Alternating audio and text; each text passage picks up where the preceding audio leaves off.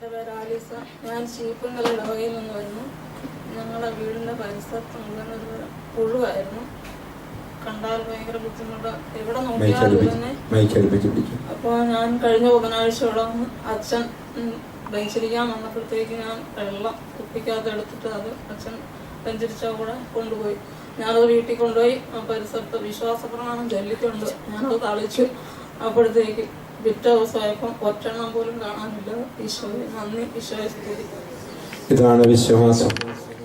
ആശീർവദിക്കപ്പെട്ടതായ വിശ്വാസത്തോടുകൂടി ഇവിടെ ആശീർവാദ ശുശ്രൂഷ നടക്കുമ്പോൾ പിടിച്ച കുപ്പിയിലെ വെള്ളം പൗരോഹിത്യത്താൽ, നിത്യപുരോഹിതന ഈശോയുടെ പൗരോഹിത്യത്താൽ ആശീർവദിക്കപ്പെട്ടു.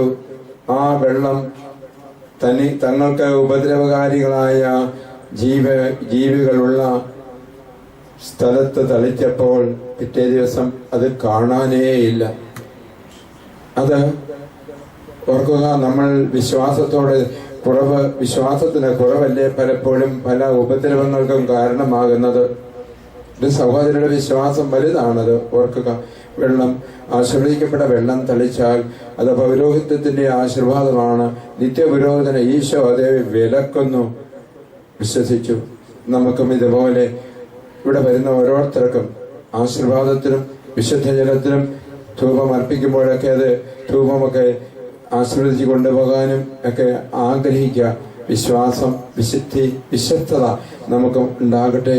നമുക്ക് ദൈവത്തെ മഹത്വപ്പെടുത്താം. Hallelujah, hallelujah, hallelujah.